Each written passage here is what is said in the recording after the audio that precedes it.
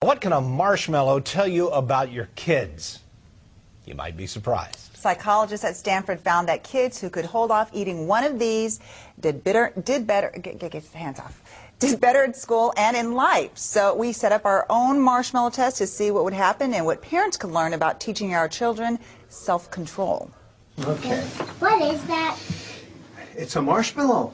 But it's not just a marshmallow. Do you like marshmallows? Yeah. It's what's going to make the next 15 minutes feel like 15 hours for the kids at the Edina Family Center. You can either eat this marshmallow now. I need that marshmallow now. Well, just let me tell you what the deal is. So you can either eat it now or wait until we come back and you'll get two.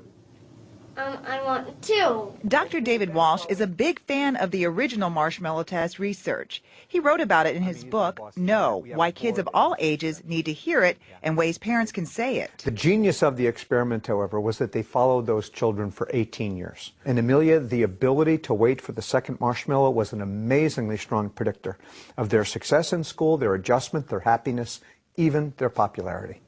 What does it mean when a child does eat the marshmallow? You know, we're not predicting that any of these kids are going to be either good at self-discipline or not. What we really want to do is help parents try to figure out how can we help our kids develop more self-discipline, because we do know from a ton of research that that is a key success factor for kids, the ability to say no to themselves. Hi, Lily. Nice to meet you. Nice to meet you too. Lily gets the deal right away. When I come back, what am I going to have? Another marshmallow. In a room with few distractions, she waits and waits and waits. 15 minutes is a long time for a It's child. a very long time for a 4-year-old. 15 minutes is a real long time. In the next room, Lily's mom watches with Dr. Walsh. Surprised she's lasted this long. It's coming up on dinner time. Lily surprises her mom and even herself. And I smelled the marshmallow. I thought I would eat it, but I didn't. Should I give you another marshmallow? Yeah. Absolutely, because that was the deal. Yeah. Okay, very good.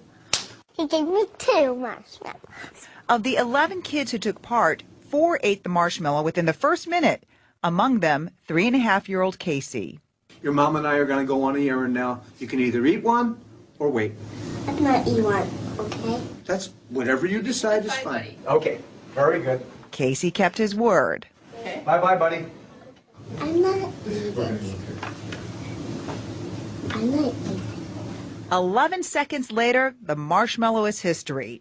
Now it's his twin brother Nathan's turn. So you can either have 1 or 2. It looks like Nathan wants to have his marshmallow and eat it too. I didn't think you'd play with it this much. For 15 minutes, he touches and licks the marshmallow. He even holds it inside his mouth. Yeah, what does eat exactly mean? Now, I didn't really bite into it. define eat? It's tempting to keep watching these kids with the marshmallow, but that's not what this story is really about. So what can parents do to help their kids develop self-discipline? It's the kid's job to push against the limits. It's our job to set the limits. So we have to be consistent then, because if we're Absolutely saying important. you do this, then this is what's going to happen. Exactly. And once you don't do that and you don't follow through, then it's Then like they learn the starting lesson. over again, right? Exactly. Or if I say, no, you can't have the candy bar, and then 10 seconds later I'm giving them the candy bar, what they're learning is no doesn't mean no.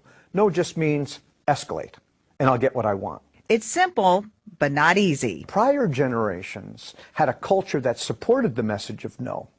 What's difficult today is that we have a culture that undermines the message. We have a culture that says more, fast, easy, fun. A culture that says, eat the marshmallow. The short-term relief of giving kids what they want, we pay a long-term price for that. Turns out the agony of waiting for the marshmallow or a computer game or a car might actually help your child. We all know that life does deal challenge, frustration, and disappointment. Well, we want our kids to be able to handle that. Well, how will they be able to handle that if they don't get practice? Dr. Walsh says, in the marshmallow test and in life, I waited. You did wait, didn't you? And now good things come to those who can wait. Did it seem like a long time? Dr. Walsh has launched a movement called Say Yes to No, and it's all about saying no to your kids and teaching them to say no to themselves. Of course, it's just as important to catch your kids doing the right thing and acknowledging it. To know more about the initiative, go to WCCO.com/links. You'll also find extra videos of some of the kids in the marshmallow tests, from the ones who didn't last 10 seconds to those who got that extra treat. And then after sports, we'll show you the one clip everyone in the newsroom has been watching all day. It's worth the wait. Guarantee it's worth the wait.